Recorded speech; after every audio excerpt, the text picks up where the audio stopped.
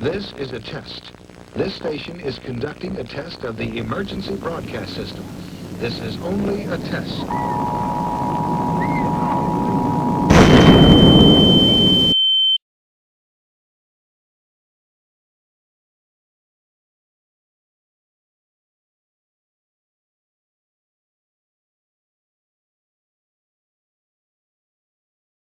Fallout no es ajeno a los horrores fuera de la comprensión humana. A lo largo de la saga, especialmente a partir de la adquisición de Bethesda, los juegos nos han enseñado la presencia de entidades sobrenaturales. Los monstruos que vemos se manifiestan en todas las formas más aterradoras conocidas, como en las mutaciones genéticas, la manipulación física y mental de humanos y animales, en fantasmas, alienígenas, en el capitalismo, la democracia y el Partido Comunista Chino, pero el tipo de horror que nos compete hoy es la existencia de los críptidos. En nuestro mundo, escuchamos leyendas de criaturas extrañas de todos los tipos, y estas leyendas se han convertido en parte de la cultura y folclore de cada país y comunidad. En el caso de Estados Unidos, estas criaturas son adoptadas como mascotas promocionales de los diferentes estados o ciudades donde se manifiestan, siendo los casos más famosos y populares los del hombre polilla de Point Pleasant y el monstruo de Flatwoods, en la ciudad de Flatwoods. Fallout toma a estas criaturas fantásticas de leyenda y las vuelve reales, siendo un tipo de enemigo recurrente especialmente en la última entrega de la franquicia, Fallout 76, el cual ocurre en la región de los Montes Apalaches, Appalachia, constituido principalmente por el antiguo estado de Virginia Occidental, un área plagada de críptidos, tanto en este universo como en el de Fallout. Hoy exploraremos las verdaderas historias de los avistamientos de estos monstruos en la vida real, y las contrastaremos con su contraparte en Fallout 76.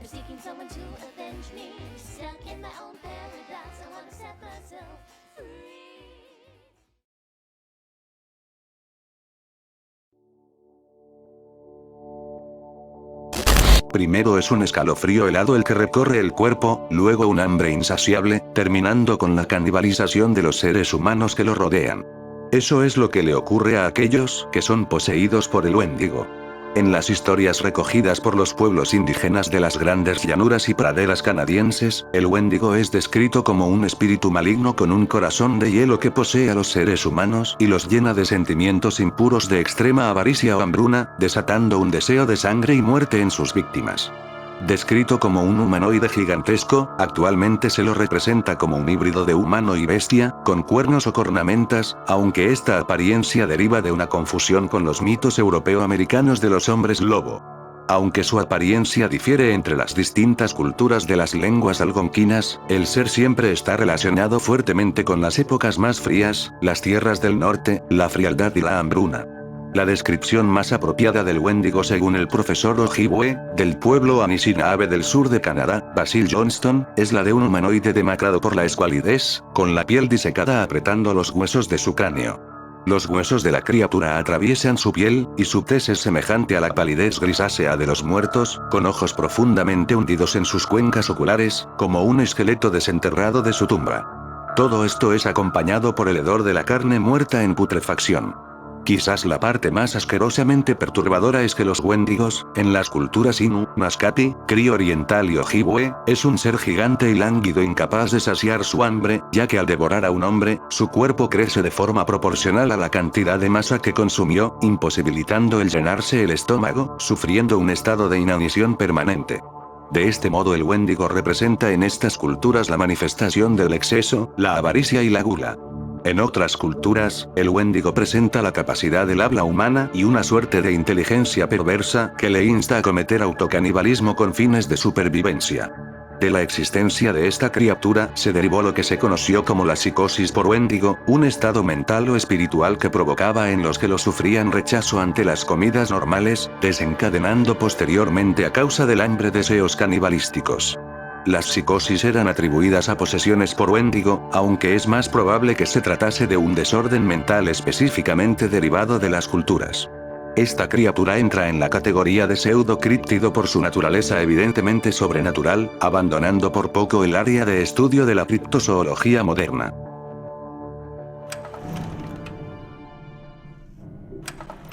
Antes de que cayeran las bombas, existió un hombre forzado al canibalismo que, en algún momento tras su primera degustación de la carne humana y la caída de las bombas, se transformó por completo en un Wendigo. Earl Williams, padre soltero, trabajaba en la mina local en las afueras de Monongah antes de que Hornwright Industrial comprase los derechos de la mina en abril del 75, 2 años antes de la guerra. Con la adquisición de la mina, los trabajadores fueron reemplazados con automineros, y en menos de un año todas las vetas de carbón fueron extraídas. Cuando Hornwright Industrial se preparaba para abandonar las minas en enero del 2076, una multitud se adentró en las minas para saquear lo que quedase en ellas. Sin embargo, el supervisor del proyecto decidió sellar la entrada activando una detonación que dejó a todos encerrados en las minas de Monongah. La única persona que intentó salvar a los lugareños fue Maggie Williams.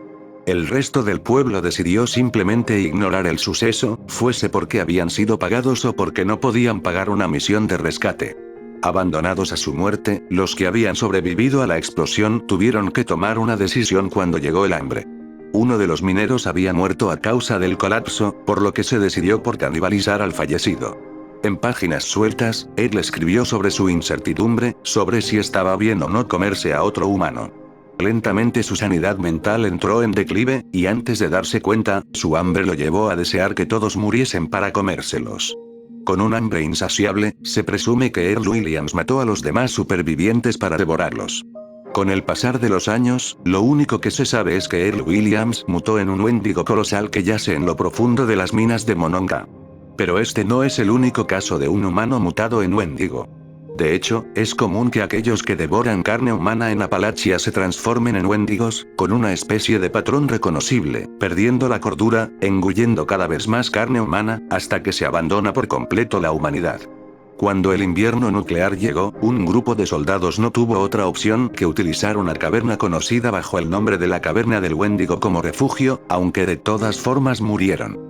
Más de 20 años después, la misma localidad sería el refugio de dos saqueadores caníbales, Morris y Eddie Stevens, los líderes de un grupo conocidos como los Gourmands, afines al canibalismo y el intercambio de bienes por carne humana. Cuando las reservas de comida no alcanzaron para todos en el grupo, los líderes del grupo, ansiosos por más comida y una avaricia sin fin, decidieron matar a un miembro de su grupo y devorarlo, rompiendo el único código de jamás comerse a uno de los suyos, motivo por el cual fueron expulsados de los Gourmands. En necesidad de un nuevo refugio donde asentarse, la pareja acabó en la caverna del Wendigo, donde la fijación psicótica por la carne humana de Morris degeneró hasta el punto de matar y comerse a su mujer, convirtiéndolo lentamente en un Wendigo. Una vez su mutación finalizó, conocido como el Wendigo progenitor, Morris dio caza a sus antiguos compañeros, acabando por devorarlos a ellos también. En la actualización Appalachia Salvaje se introdujeron dos nuevos casos de humanos transformados en Wendigo, Scott Conroy y Nia. Mientras Nia se perdió en los bosques intentando dar caza a las criaturas misteriosas a las que aludían los niños scout a los que estaba al cargo, mutando en algún momento en un Wendigo, la historia de Scott Conroy es más extensa. Conroy pertenecía a un grupo conocido como los Buscadores de la Verdad, un club dedicado a la cacería de críptidos conformado por él mismo, Ray Gary y Calvin Van Lowe. Este fue el primero en irse al entrar en la Universidad de Vault-Tec. Esto comenzó a mermar la relación que Scott y Ray mantenían, volviendo a Scott en una persona resentida y amargada. Su objetivo era desmentir la existencia del Sheep Squatch, o oveja Squatch, una criatura mitad Sasquatch, mitad oveja.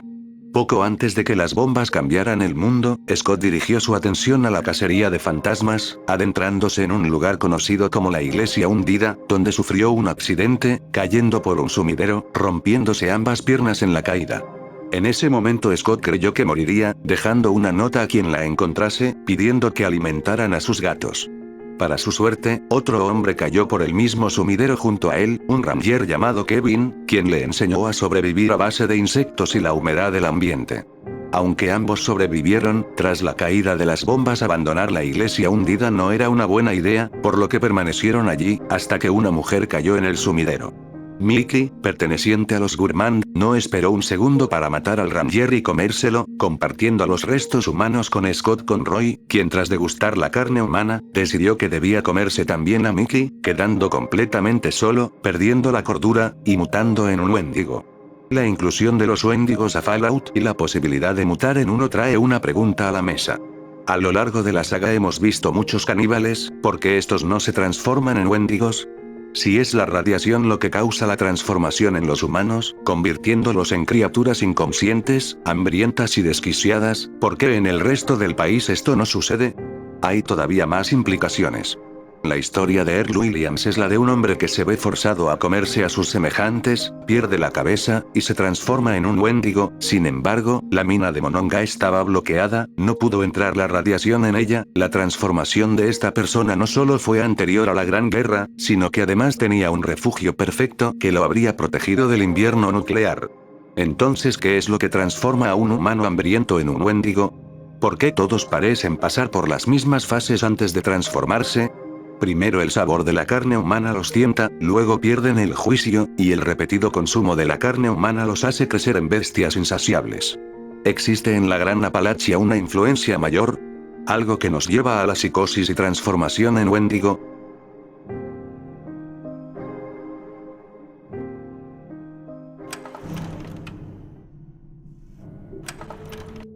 Siendo uno de los críptidos más antiguos cuya leyenda se ha revivido con el pasar de los siglos.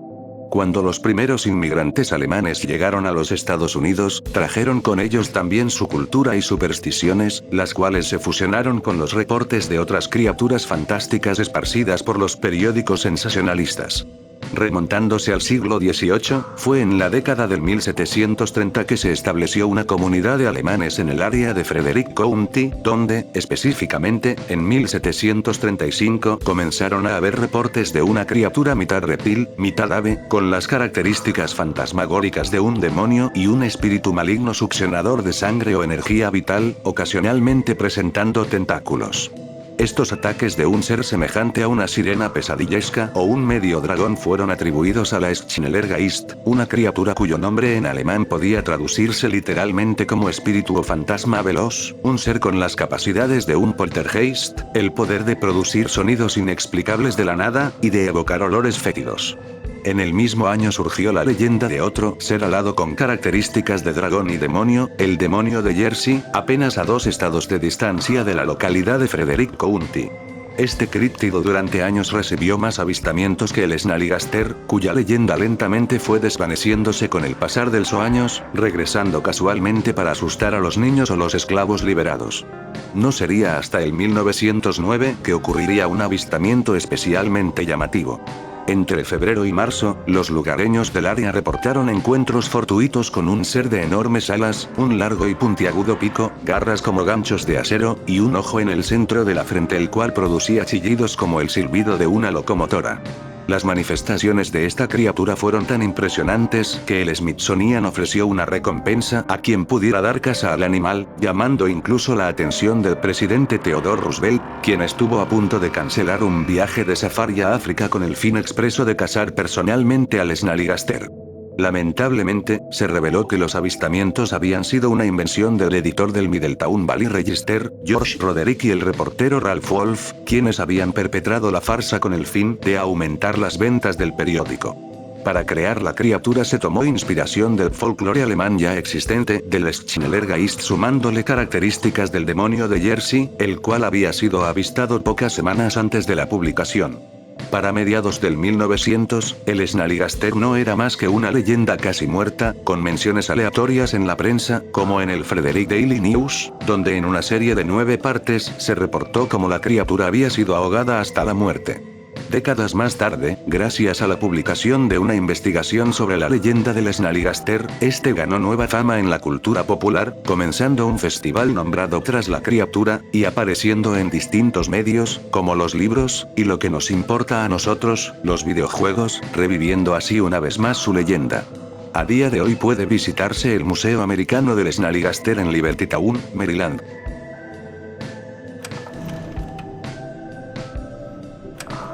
En agosto de 2075 se fundó el Centro de Investigación de West Tet, unas instalaciones enfocadas en la iniciativa Greenhouse, un proyecto que pretendía aplicar nuevas mutaciones para crear plantas comestibles con el fin de aumentar la producción de existencias de comida durante la escasez de alimento durante la guerra. Durante un tiempo las instalaciones sirvieron a su fin original y lograron un importante avance, hasta que en febrero de 2076 la iniciativa fue cancelada repentinamente para dar paso a la investigación con el virus de evolución forzada, un virus artificial capaz de alterar el genotipo y fenotipo de cualquier forma de vida. El programa Huntersville empezó a utilizar humanos en sus experimentos con el FEB, pero ningún experimento en humanos resultó fructífero. Alterando el genoma se intentó cultivar diferentes cepas del virus, buscando producir nuevas mutaciones para el combate, siendo la cepa de combinación de fase 2, el FEP006443 el que daría un resultado estable, creando una mutación que parecía combinar las características de una cantidad indeterminada de distintas especies. Lo más notorio del sujeto AM52 era la cantidad de órganos oculares, la deformación superior del torso, la formación de garras en forma de hoz en los dedos pulgares internos, y un segundo par de brazos que acababan en dedos con garras. Se esperaba poder reintroducir el sujeto a Huntersville para mayores pruebas, pero el 3 de enero de 2078, a las 10 de la mañana, la criatura rompió la contención, escapando de las instalaciones, lo que sucesivamente llevó a que la población de Snallygasters aumentara drásticamente durante los siguientes 25 años, debido al fracaso en la misión de recontención del sujeto. Este enemigo suele estar siempre acompañado por otros de su especie y estar presente en zonas altamente radiadas.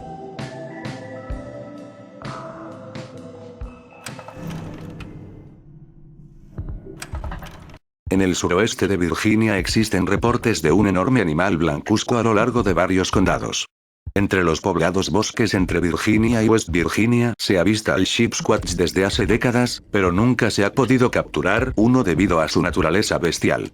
Con el tamaño de un oso, dientes afilados como navajas, un cráneo en forma de oso pardo con ojos muy por debajo de donde deberían estar, y un pelaje sucio y amarillento, quienes han atestiguado la aparición de un Sheepsquatch aseguran que la bestia posee cuernos que se disparan desde los costados de su cráneo, unas manos como de mapache, y una cola sin pelo como la de una zarigüeya.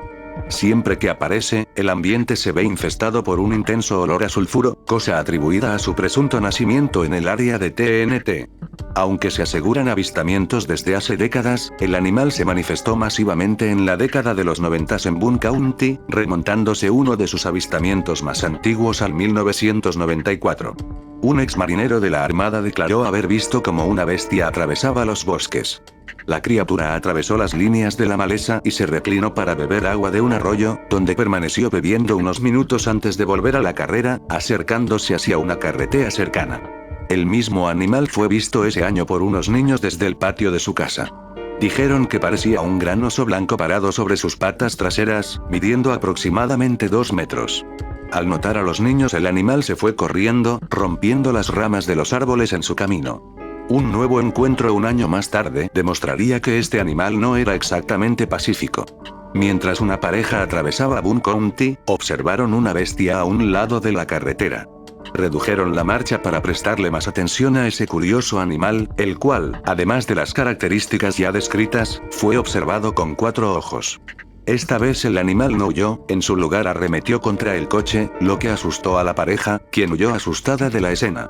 Al llegar a su hogar vieron que el área que había sido atacada tenía marcadas las garras del animal. Con cada encuentro, la bestia se volvía más monstruosa. 1999. Un grupo de campistas había decidido pasar la noche en los bosques de Boone County. En mitad de la noche, unos gruñidos y arrastres los alertaron de la presencia de una amenaza. Sonaba, según dijeron, como un oso molesto. Por un momento no pareció que nada fuese a ocurrir, cuando súbitamente el animal cargó desde la oscuridad contra los campistas hacia la hoguera. Los testigos corrieron de inmediato, perseguidos por el rabiado animal, que los acechó hasta su casa. Una vez a salvo, los campistas prestaron mejor atención a lo que los seguía. Una cosa blanca emitió un terrible rugido desde el borde del bosque, para luego darse vuelta y desaparecer adentrándose en los bosques otra vez. A la mañana siguiente encontraron la zona acampada totalmente destruida. El último avistamiento sucedió en Falls Run, Virginia, en los bosques de Appalachia. 6 campistas fueron testigos de la aparición del Sheepsquatch. Al principio solo uno de los campistas observó a la criatura, en una pose como de acecho a lo lejos en una colina. Cuando este alertó a sus compañeros, vieron que la bestia se había erguido, y de un segundo al otro, una masa gigantesca de pelaje blanco se abalanzaba hacia ellos, cruzando el río que los separaba de forma imparable. Cuando el animal estaba frente a sus presas, una especie de chillido gutural a varios kilómetros de distancia pareció alertar al Shipsquatch, el cual dejó salir un quejido para luego huir en dirección contraria al sonido. Durante los pocos segundos que lo tuvieron enfrente, los campistas dijeron que la criatura debía medir unos 3 metros, poseyendo un torso como de un perro, pero bípedo. Sin pensarlo más, los campistas empacaron sus cosas y huyeron de la zona.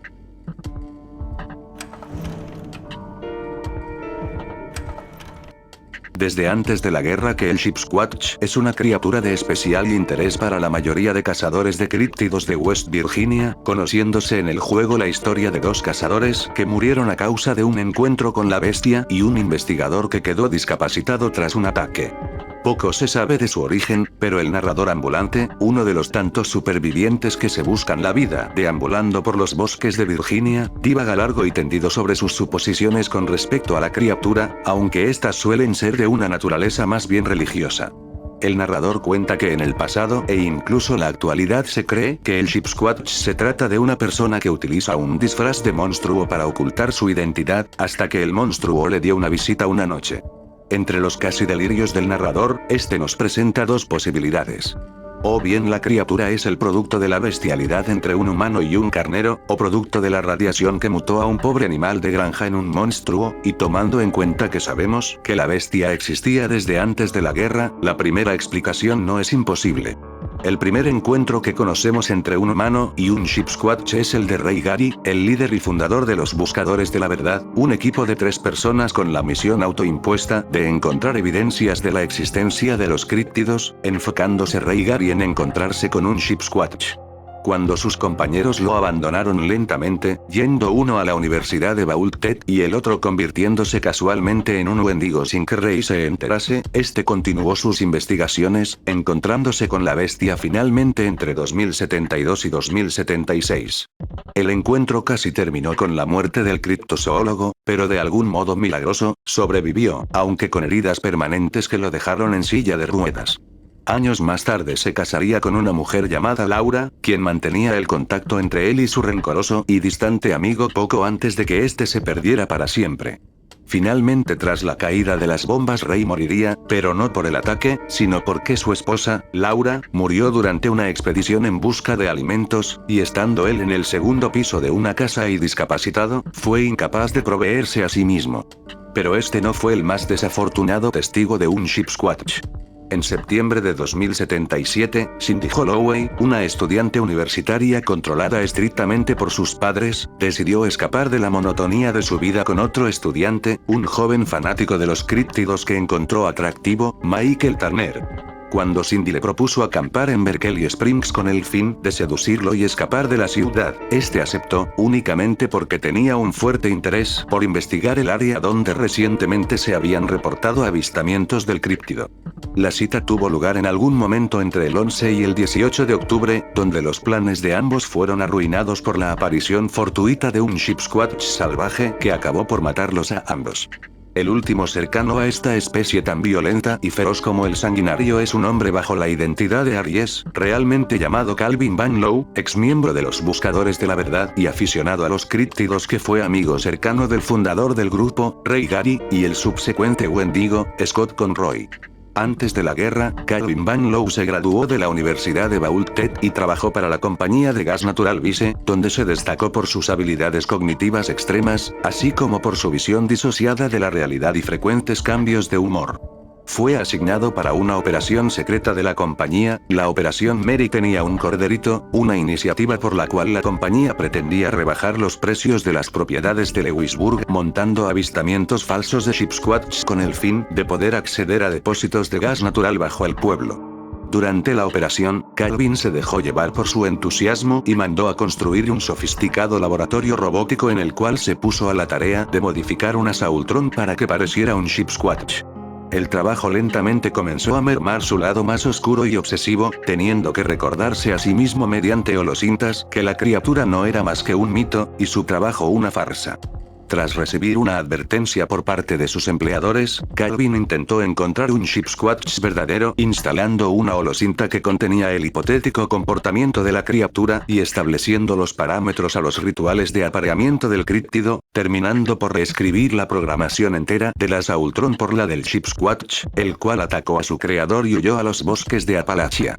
Antes de que las bombas cayeran, Calvin ya se encontraba refugiado en las cavernas inquietantes en un intento por huir de la compañía. Cuando salir fue seguro, se dirigió al hogar de Ray Gary, el antiguo fundador de su equipo de criptozoología original, encontrándolo delirante y al borde de la muerte a causa de la inanición. En su lecho de muerte, Ray Gary le confesó que sus heridas habían sido provocadas por un Sheepsquatch, confirmándole finalmente que la criatura existía. Sin poder hacer nada más por su amigo, le ofreció una botella de whisky, y lo dejó a morir, lamentando la desaparición de su esposa. En la actualidad, Calvin Van Loo adoptó la nueva identidad de Aries, y comenzó a trabajar para la compañía de caravanas Blue Ridge. En la historia de Fallout 76 una misión nos llevará a acabar con el Sheepsquatch impostor creado por Calvin, lo que le dará por fin algo de paz a este personaje.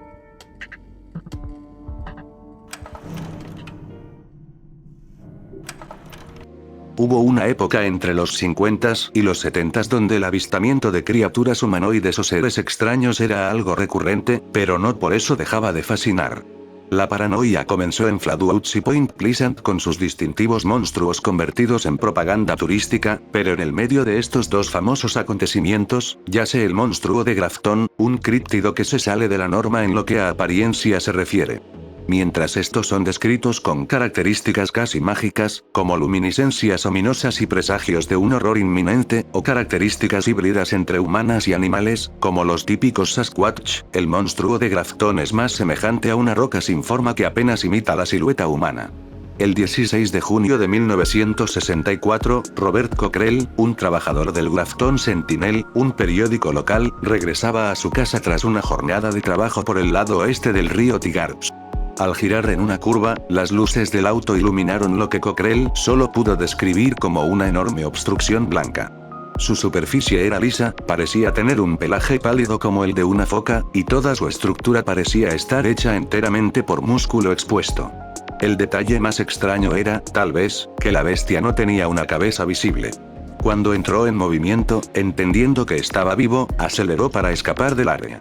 Al llegar a su casa llamó a sus amigos, Jerry Morse y Jim Mauser, quienes lo acompañaron a la escena para investigar en mayor profundidad. Aunque de primeras no hallaron nada extraño, el grupo declaró oír un silbido silencioso que los siguió durante toda la investigación de la zona. Al día siguiente Cockrell se puso manos a la obra cuando oyó que otras personas habían sufrido el mismo avistamiento, y escribió un artículo que sería publicado el 18 de junio, titulado «La cacería de monstruos como actividad reciente en Grafton».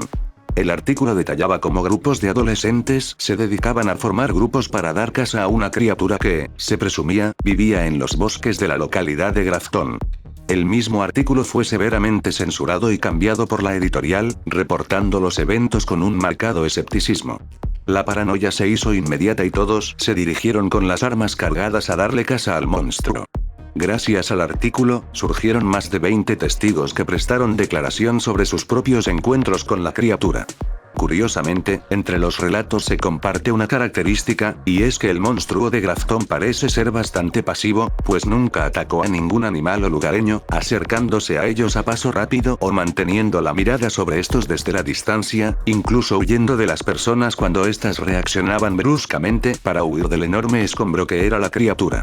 El casi delirio que se había desatado por este artículo puso a la policía en movimiento, iniciando una investigación sobre la criatura, concluyendo que el avistamiento principal, el de Cockrell, no había sido más que un hombre empujando un carro lleno de cajas.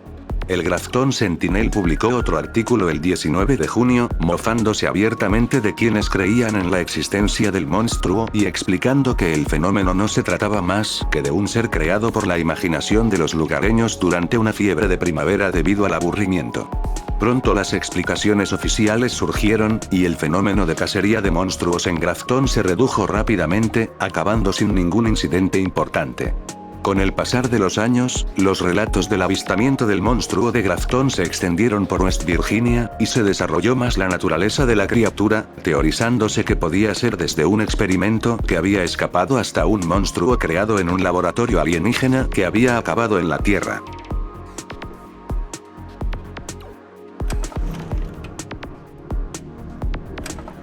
Del mismo modo que el Snallygaster, el monstruo de Grafton fue traído a la realidad gracias a Wested, quienes tras lograr que una cepa del virus de evolución forzada no resultara en una masa de desechos biológicos inútiles, alteró ligeramente algunos genomas del FEP006443, creando el FEP006458, provocando en el sujeto AM53 una mutación que lo hizo crecer de manera desproporcionada, destruyendo la unidad de contención. A pesar del crecimiento exponencial, el sujeto sobrevivió a la metamorfosis extrema, perdiendo la forma de la cabeza durante la transformación. El plan original era sedar al ejemplar para transportarlo a otro sitio, programando el transporte para el 23 de octubre de 2077. Durante el traslado, una bomba nuclear estalló. Así fue como el monstruo de Grafton tuvo la chance de escapar a los bosques de Appalachia. En el juego la criatura es semi-humanoide, con la cabeza enterrada en el torso, por lo que realizar disparos certeros en ella es altamente difícil. Actúa principalmente como un enemigo poderoso en los eventos.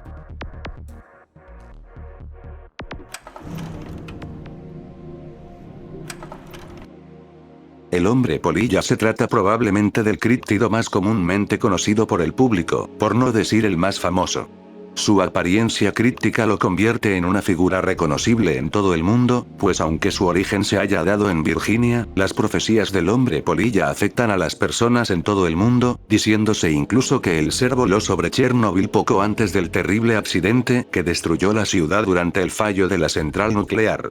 Todo se remonta al 15 de noviembre de 1966 en Point Pleasant, West Virginia, cuando Dickie y Linda, junto a Steve y Mary Mallet reportaron a la policía como una criatura gigante de ojos rojos estaba parada a un lado de la carretera cerca del área de TNT, o área de manejo de vida silvestre de Clifton Clintic, un área naturalizada que sirvió como depósito de munición y tierra industrial durante la guerra, conteniendo aún explosivos almacenados. Según Linda Scarberry, lo que vieron era un hombre musculoso y delgado de unos 2 metros con enormes alas blancas. Había sido incapaz de discernir ninguna característica facial debido al efecto hipnótico de sus ojos rojos. Los testigos aceleraron ante el avistamiento, y mantuvieron una huida hasta los límites de Point Pleasant, pues la criatura los había perseguido produciendo agudos chillidos. Cuando vieron que el animal ya no los perseguía, detuvieron el coche para calmarse y pensar sobre lo que había sucedido. Concluyeron que era algún tipo de ave salvaje la que los había perseguido, y para corroborarlo, regresaron al área de TNT, solo para encontrarse allí de nuevo con su atacante, casi como esperándolos a un lado de la Ruta 62. Cuando la luz del coche le dio de lleno, la criatura se disparó verticalmente, desapareciendo entre las copas de los árboles. Acto seguido los jóvenes condujeron a la estación de policía para reportar el incidente. 3 días antes, un grupo de 5 hombres había visto una criatura similar en el cementerio mientras preparaban un entierro. Asomándose entre los árboles, una criatura alada los observaba con brillantes ojos rojizos. Durante los siguientes días multitud de personas reportaron los avistamientos de la criatura alada humanoide en todas partes por Point Pleasant. Un biólogo de vida silvestre explicó que lo más probable era que los avistamientos se tratasen realmente de grullas canadienses, un ave gruiforme que presenta una coloración rojiza alrededor de los ojos. El ave se habría desvinculado de su bandada durante una migración y habría terminado en el área, así la confusión sería explicada, pues el animal no podría ser reconocido con facilidad debido a que no era nativa de la región. Para el 16 de noviembre la noticia había llegado a todas partes, titulada como pareja avista a un criatura, ave, o algo de tamaño humano. Durante el curso del día Linda Scarberry tuvo que ser llevada al hospital debido a una depresión nerviosa. Los avistamientos continuaron, y pronto se señaló que el ser parecía manifestarse antes o después de la aparición de objetos voladores no identificados, rápidamente siendo asociado con alienígenas. Del mismo modo, se dijo que el hogar de la criatura probablemente se hallaba en lo profundo del área TNT, teorizándose incluso que fuese un producto de la contaminación ambiental del área. El incidente probablemente habría permanecido como tantos otros avistamientos de criaturas humanoides, de no ser por lo que pasaría solo un mes más tarde. Cuando el Silver Bridge colapsó el 15 de diciembre, provocando la muerte de 46 personas, se apuntó a que la presencia repetida del hombre polilla en la región era una señal de la desgracia que iba a suceder, y así comenzó la asociación de los desastres por venir con la aparición del hombre polilla. La fama le precede, y en 2002 se inauguró el Festival del Hombre Polilla en Point Pleasant como una estrategia para atraer turistas a la zona, aprovechando el legado de la criatura para promocionar el pueblo, atendiendo más de 10.000 personas por año al festival, celebrado anualmente el tercer fin de semana de cada septiembre.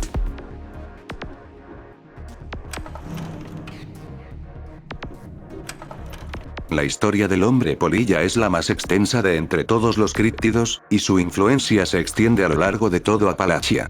Aunque la leyenda del hombre polilla no era más que eso, una leyenda que no era tomada científicamente en serio, la figura alada profética despertó la atención de un grupo de personas, quienes creían que la criatura se trataba de un ser divino, un heraldo de la miseria con el cual podían ponerse en contacto para prevenir futuros desastres. El grupo rápidamente se convirtió en una secta religiosa, estableciendo múltiples altares secretos en las profundidades de Appalachia. Con la posibilidad de una guerra nuclear sobre sus cabezas, el culto intentó invocar a la criatura para recibir su sabiduría cósmica omnisapiente. Durante el ritual llevado el 22 de octubre, solo uno de los seguidores de la polilla recibió visiones de la criatura de soslayo, y escuchó los susurros del ente que advertía un desastre inminente. Específicamente la visión advertía de una inundación que diezmaría a Appalachia al día siguiente, por lo que los seguidores buscaron los techos más altos de Point Pleasant donde resguardarse de la catástrofe. Sin embargo, a pesar de la clara advertencia de una especie de diluvio, un grupo se dividió de la secta principal y viajó lejos de Point Pleasant en dirección a la mina Lucky Hole, guiados por el sabio Charles el Advertido, el seguidor que había oído las palabras del mismísimo hombre polilla. Mientras el predicador de Point Pleasant únicamente mencionó las inundaciones, Charles habló también de llamas que lo consumirían todo. Este fue un punto decisivo en la historia del culto. Aunque no existen detalles registrados claramente sobre por qué se dio específicamente el conflicto, Charles creyó que el ritual en sí mismo había sido un engaño orquestado por el hombre polilla impostor, un falso profeta de ojos rojos de naturaleza bestial y salvaje. Mientras todos los seguidores creyeron en el ritual y en la presencia sobrenatural del alado, Charles descubriría, pasados los años, que él había sido advertido por el hombre polilla sabio, un ser mortal único en la forma de un hombre polilla de ojos púrpura. El día que las bombas caerían se reportó un aumento masivo en los avistamientos de hombres polilla, y cuando las bombas cayeron, llegaron las llamas predichas por el advertido, quien se encontraba a salvo en las minas con los demás seguidores. Allí se estableció una iglesia a los pies de un manantial natural de agua potable, y los cultistas pudieron continuar con sus ofrendas a su Salvador. Pero algo perturbaría su religión nuevamente. Cuando el culto todavía estaba unido antes del ataque nuclear, uno de sus miembros más extravagantes fue Jeff Lane, un tejano obsesionado con los eventos y seres sobrenaturales, al punto de mudarse a Point Pleasant con el único objetivo de encontrar algo paranormal en un área tan popular por sus avistamientos anómalos, uniéndose en el proceso al culto del hombre polilla, esperando contactar con seres más allá de las estrellas o del plano físico. Jeff sobrevivió a la guerra, la cual solo incrementó su creencia en lo paranormal. Creyendo que el fin del mundo había despertado a un horror incomprensible e invisible. Mientras consideraba al hombre polilla solo una criatura más, por más sobrenatural que fuese, los horrores yacientes en el subconsciente humano llamaron la atención de Jeff al oír de boca de un cuentacuentos desquiciado la existencia de una entidad que había nacido en las entrañas de la Tierra, un ser que fue llamado el intruso. Al ser visitado por esta entidad en sueños, Jeff entendió que la criatura lo esperaba en algún lugar, llegando eventualmente a la mina Lucky Hole, donde no solo se encontró con sus antiguos compañeros, sino que, en una cámara secreta de las minas, encontró una entidad durmiente. En una última holocinta, Jeff declaró sus intenciones de funcionar como un recipiente para el intruso, desapareciendo por completo de cualquier registro tras sus últimas palabras. Que todos lo sepan. En este mundo, el intruso ha escogido a Jeff Lane como el conductor de lo incomprensible. Juntos la realidad oculta se manifestará en toda su extensión. Pero el intruso no solo destruyó la mente de este miembro del culto. Unos extraños susurros invadieron las mentes de los cultistas atrapados en la mina, creando una facción nueva de creyentes liderada por la primera sacerdotisa del bosque, una mujer que se dedicó a la veneración del primogénito del bosque, la misma criatura que yacía durmiente en la cámara oculta de la mina, observada por 5 ominosas esculturas gigantescas. Los zumbidos intrusivos llevaron a un nuevo tipo de culto que fue rechazado por Charles el Advertido, y cuando la carga del nuevo culto corrupto se volvió insoportable, Charles abandonó la mina Lucky Hole acompañado por los seguidores más fieles del verdadero sabio hombre polilla, un ser que no pretendía ser venerado como un dios, renegando este nuevo culto de los supersticiosos, especialmente de aquello que veneraban a meras bestias salvajes, como los múltiples hombres polilla de ojos rojos y el intruso, considerados no más que monstruos o mutaciones. La historia moderna durante los sucesos del juego con respecto al culto nos muestra dos facciones principales. Los iluminados y los seguidores del alado, siendo el primero conformado por aquellos que se consideran estudiantes de la realidad física del sabio hombre polilla, dirigidos por Charles el Advertido, y la otra facción una basada en la creencia espiritual de la verdad observable, teniendo entre sus rituales los sacrificios humanos y la inmolación por autoenvenenamiento, dirigidos antaño por la primera sacerdotisa del bosque. Hay múltiples misiones y eventos que involucran las luchas entre las facciones, siendo uno de los más importantes el equinoccio del hombre polilla, un evento consistente en la realización de un ritual para invocar al hombre polilla de ojos púrpura. A nivel mecánico, el hombre polilla es un críptido que solo se manifiesta por las noches, vigilando desde la distancia al morador del refugio de forma pasiva, desapareciendo dejando tras de sí un humo negro, o en caso de que se trate de una variedad violenta, si se acerca uno demasiado al hombre polilla, este lo atacará.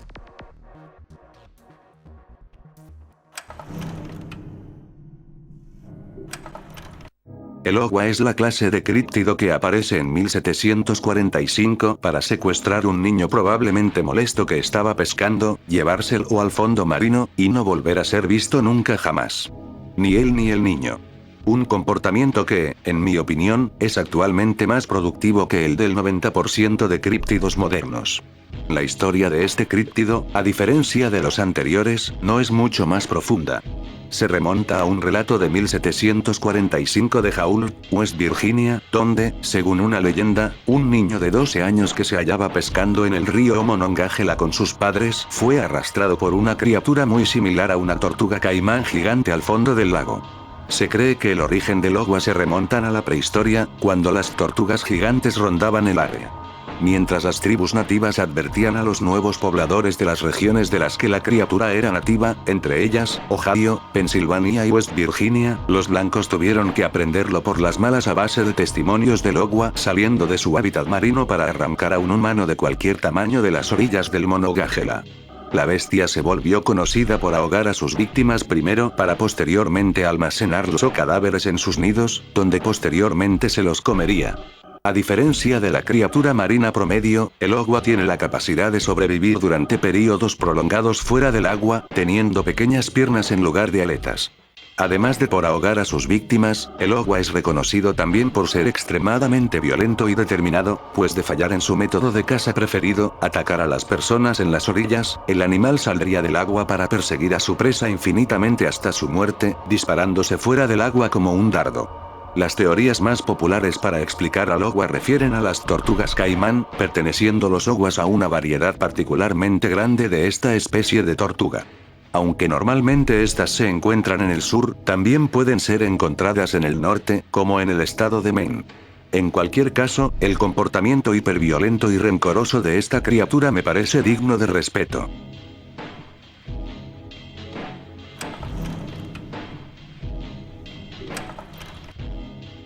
A diferencia de su contraparte de la realidad absolutamente basada en Fallout 76, los Oguas no tienen una historia especialmente violenta, destacando principalmente por ser recurrentes víctimas del culto al hombre polilla, quienes consideran que la sangre antigua del Ogua contiene los secretos de la historia de la humanidad, permitiéndoles ver en el pasado. A pesar de carecer de una extensa historia, lo compensan siendo enemigos formidables que pueden, por un breve periodo de tiempo, resistir todo el daño que el jugador le intente infligir.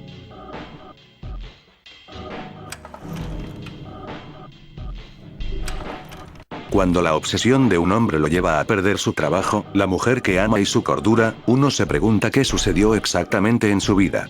Eso fue exactamente lo que le sucedió a Woodrow Derenberg. Cuando regresaba a su casa en Mineral Wells en West Virginia desde Marietta, Ohio, Woodrow sufrió una experiencia que cambiaría el rumbo de su vida para siempre. Era 2 de noviembre de 1996, poco después de las 7 de la noche. Cuando pasaba por la Interestatal 77, poco antes de la Ruta 47, un vehículo comenzó a seguirlo de cerca. Según lo que veía, este auto no estaba solo. Un objeto volador no identificado lo acompañaba. Cuando el auto lo sobrepasó, el objeto volador se puso frente al vehículo de Woodrow, obligándolo a bajar la marcha lentamente hasta detenerse por completo.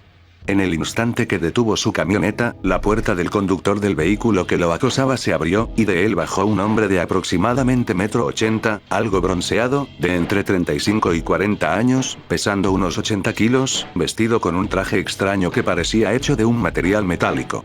El individuo se aproximó a la camioneta de Woodrow y le pidió que bajase la ventana. Lo primero que le preguntó fue: ¿por qué estás asustado? No tengas miedo, no estamos para causar ningún daño. No pretendemos ningún mal, solo te deseamos la felicidad. El hombre le preguntó por su nombre, y tras dárselo, le correspondió anunciando que su nombre era Colt. La conversación fue extraña. Colt le preguntó a Woodrow qué era aquel lugar, señalando a la ciudad. Cuando Woodrow le explicó que allí iban los trabajadores tras salir de su trabajo, Colt le respondió que en su hogar esos lugares eran llamados encuentros, y repitió que no tuviese miedo. Tras intercambiar algo de conocimiento, Colt solo mencionó que volverían a visitarle, tras lo cual se subió al vehículo y abandonó la escena. Todo esto sucedió de forma telepática. Aunque Woodrow utilizaba palabras para comunicarse, Colt mantenía una sonrisa sin mover un músculo de su rostro, comunicándose a través de pensamientos. En encuentros posteriores, Colt reveló su nombre completo, Indrid Colt, y comenzó a aparecerse frente a Woodrow Derenberg con relativa asiduidad, hablando sobre su planeta de origen en la galaxia de Ganímedes, un lugar pacífico donde el desarrollo de la telepatía había llevado a su especie a entenderse entre sí como un ser individual, resultando en una paz imperturbable. El acoso por parte de la prensa y los entusiastas llevó a que la mujer de Woodrow se divorciase de él y se llevase a los niños. Posteriormente Woodrow se dedicaría a la escritura y publicaría un libro sobre Lanulos y sus habitantes. Cuando sus compañeros de trabajo lo visitaron en su hogar, dijeron encontrarlo escondido, temiendo la visita de los ufólogos y de los escépticos. Los ufólogos más acérrimos descartan que la historia de la especie sea real, señalando contradicciones y sesgos en la narración de Woodrow. Sin embargo, la mayoría considera que la primera parte de su historia, la aparición de Indrid Colt, el misterioso hombre sonriente, podría ser real. Se asocia este nombre con otro fenómeno, la aparición del hombre sonriente, una criatura humanoide con capacidades tipo poltergeist y que acosa a las personas, mostrando una enorme sonrisa en su rostro. Se desconoce si estos dos entes son en realidad de la misma especie o si se trata de casos separados. Curiosamente, la aparición de Indrid Colt suele ser asociada con la leyenda del hombre polilla, pues apenas 10 días después de su presunta aparición, el hombre polilla se manifestó en Clendenin, West Virginia, apenas a 1 hora de distancia de Parkersburg.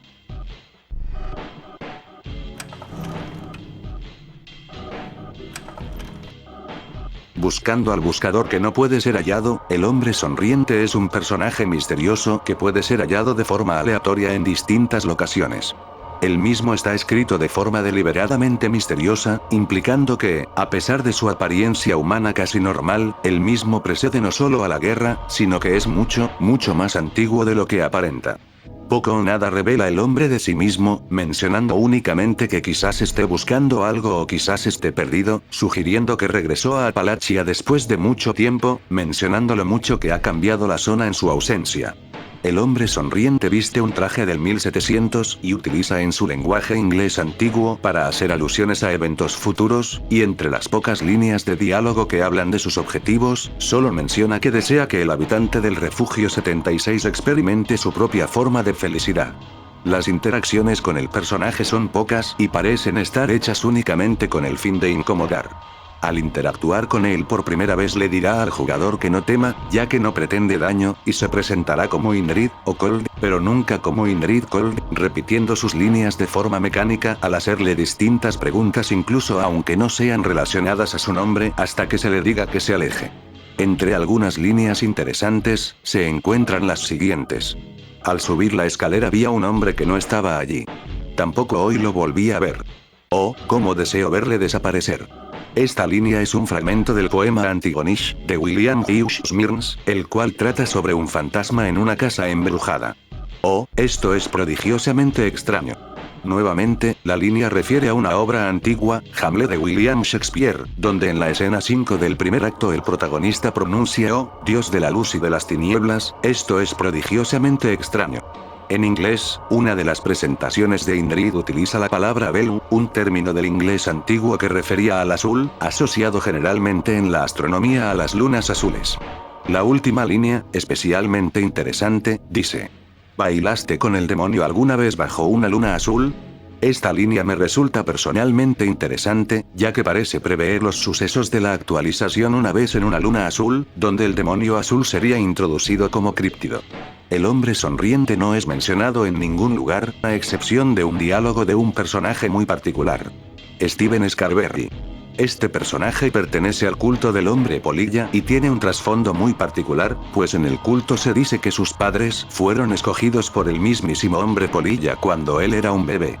Tras, presuntamente, comerse a sus padres, el hombre polilla dejó al bebé en uno de sus nidos, rodeado por huevos de la criatura, donde fue encontrado por los sectarios y criado como un individuo especialmente bendecido por la verdad y el amor del iluminado. En uno de sus diálogos, Steven menciona a Inrid Cold, nombrándolo como un sujeto frío, pero amistoso, incapaz de borrar la sonrisa de su rostro, y con el que cree compartir un objetivo similar. Esto último se vuelve especialmente significativo cuando descubrimos una interacción especial. De intentar un ataque sobre el hombre sonriente, este se desvanecerá en una nube de humo negro, similar al humo que emite el propio hombre polilla. ¿Existe una conexión entre las dos criaturas? ¿Por qué Inrid solo se manifestó en todo Apalachio ante el morador del refugio y a Stephen Scarberry? Las conexiones son vagas, pero sugerentes.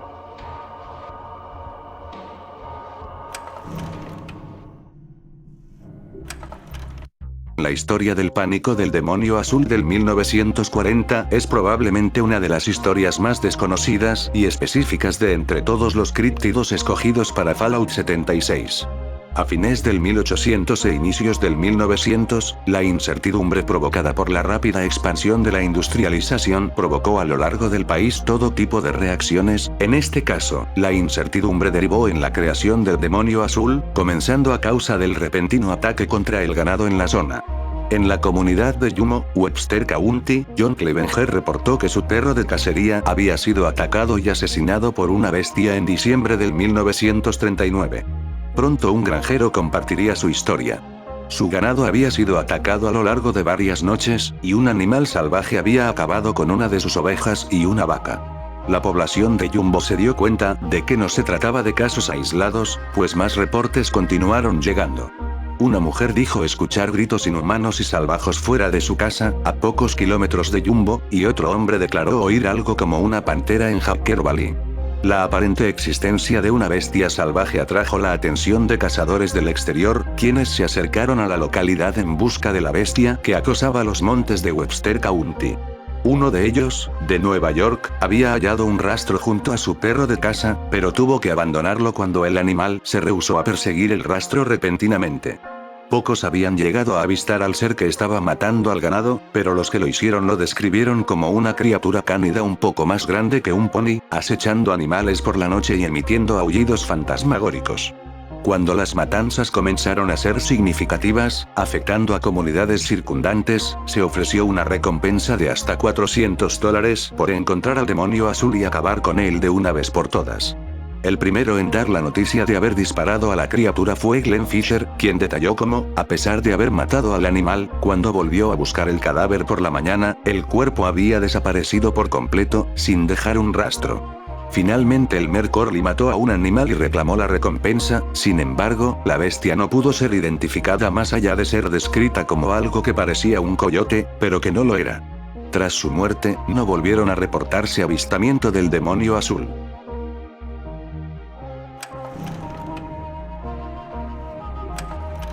Aunque las historias del demonio azul lo declaran muerto hace casi 2 siglos, en la Appalachia posguerra la población de esta especie se ha multiplicado numerosamente por motivos desconocidos.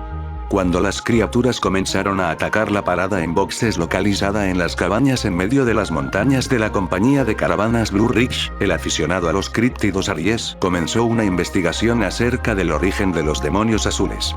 En una nota encriptada podemos encontrar un mensaje escrito por Aries, donde le pide a un compañero de trabajo, Clyde, que le notifique de encontrar a un demonio azul con pelaje blanco. Simultáneamente la nota indica que Aries está interesado por rastrear y cazar a una madre de los demonios azules.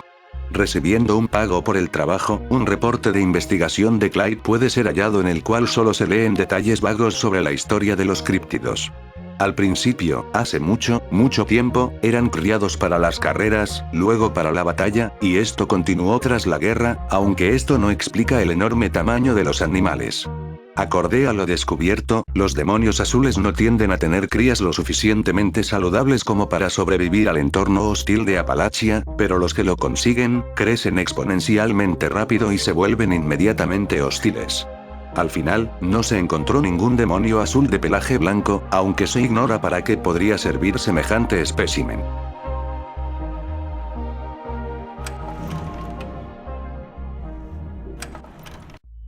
Aunque hemos visto en esta lista a varios críptidos más antiguos, como el Ogwa, el demonio azul y el Snallygaster, el monstruo de Flatwoods llegó para quedarse en la cultura de Estados Unidos y Virginia, influyendo enormemente en la población del estado al punto de provocar que distintas ciudades crearan a través de farsas sus propios críptidos para intentar atraer a los turistas del mismo modo que lo logró el monstruo de Flatwoods.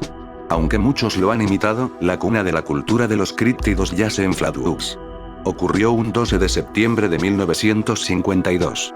A las 7:15 de la tarde Edward y Fred May junto a su amigo Tommy Hayer dijeron ver un objeto atravesando el firmamento y bajando en la propiedad del granjero local, Bailey Fisher. Dada la evidente seriedad y realismo de la situación, los 3 jóvenes llevaron a Kathleen May, el guardia nacional de West Virginia Eugene Lemon, y 2 niños más, hasta la granja Fisher, indicando dónde habían visto estacionarse el objeto.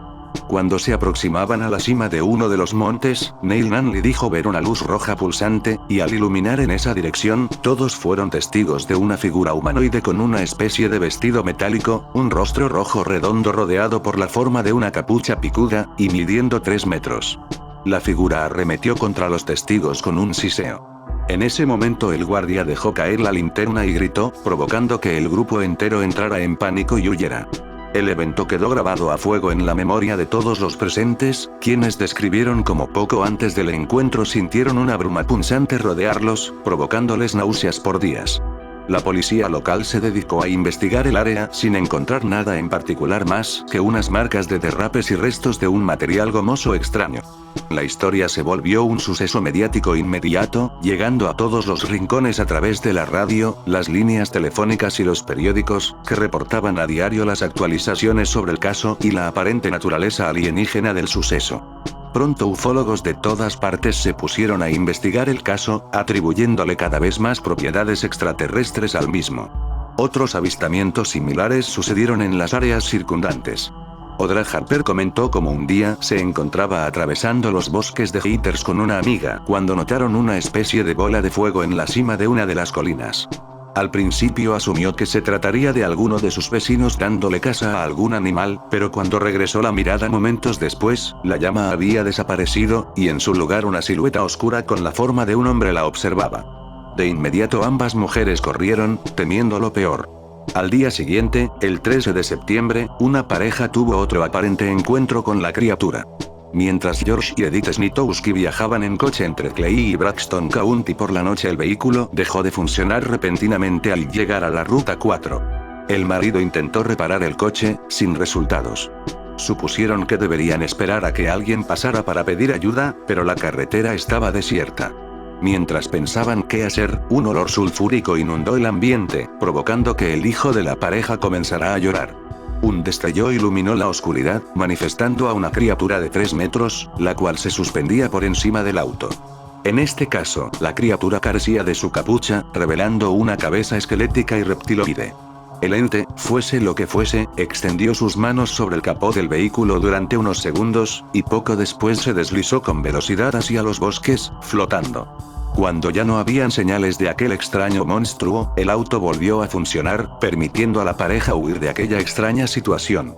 Oficialmente el único avistamiento fue el del 12 de septiembre, y sin embargo, solo eso hizo falta para crear una leyenda icónica que sobreviviría durante décadas, dejando un legado en la forma de la cultura de los críptidos, que a lo largo de los 50s y los 60s se expandió por todo West Virginia, creando inconscientemente las criaturas fantásticas que hoy conocemos, como el hombre rana de lo blando, el monstruo de Grafton o el hombre polilla. Mientras las criaturas más antiguas se sustentaban en leyendas y criaturas folclóricas fantásticas, los críptidos como el monstruo de Flatwoods o los ya mencionados nacieron de las paranoias y delirios colectivos. La verdad es que la repentina aparición de este monstruo, el cual fue muy probablemente solo un búho, salvó a la ciudad de Flatwoods, la cual sufría penurias económicas. Gracias al monstruo de Flatwoods la ciudad se convirtió en un sitio de culto para los criptozoólogos, los ufólogos, y un punto de interés principal para los turistas. A día de hoy se puede visitar el Museo del Monstruo de Flatwoods en la misma localidad, donde además se celebra un festival anual en conmemoración del evento.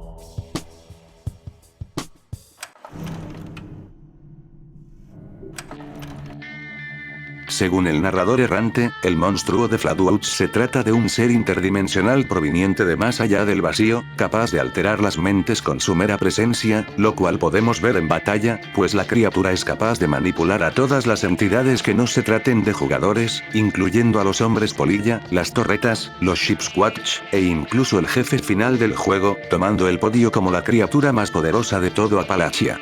Si nos fijamos en los detalles de su diseño, como su estatura o los 3 dedos que tiene en cada mano, podemos concluir que los monstruos de Flatwoods no solo son de origen extraterrestre, sino que específicamente pertenecen a la especie de los Zetan, una raza de criaturas que aparecen en Fallout 3 como enemigos principales del DLC de la nave nodriza Zeta. En este DLC podemos encontrar una niña llamada Sally que fue abducida justo antes del fin de la guerra, llevando en la nave 200 años. Curiosamente, en uno de los relatos de un niño abducido por el monstruo de Flatwoods en Fallout 76, este menciona que en la nave se encontró con una niña llamada Sally.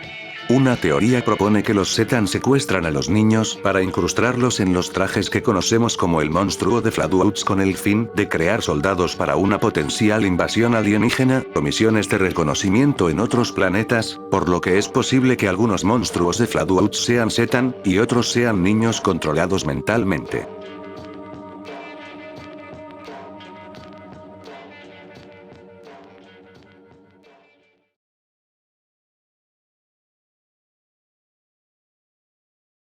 A pesar de lo que hemos cubierto en este vídeo, todavía quedan muchas criaturas en la Virginia Occidental que podrían aparecer en Fallout 76.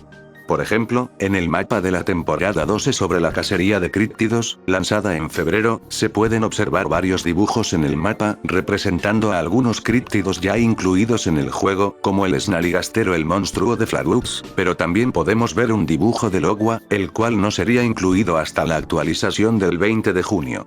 Tomando en cuenta esto, es posible que en futuras actualizaciones se añadan nuevos críptidos, en particular los más probables serían el Squonk, el demonio de Jersey, o el hombre vegetal o Vegiman, un críptido de Virginia que ya he cubierto en otro vídeo. Añado que no hablé de criaturas como los perezosos gigantes o la bestia de Beckley, ya que estas técnicamente no son críptidos, por lo menos no tienen una contraparte, entre comillas, verdadera en nuestro mundo. Espero que en el futuro sigan añadiendo tantos críptidos como sea posible, porque personalmente es una de mis características favoritas de este juego. Por mi parte esto es todo, creo que he resumido lo suficientemente bien el interés de las verdaderas historias detrás de estos seres, e igualmente me encanta el modo en el que fueron utilizados en este juego. Me despido, y hasta otra.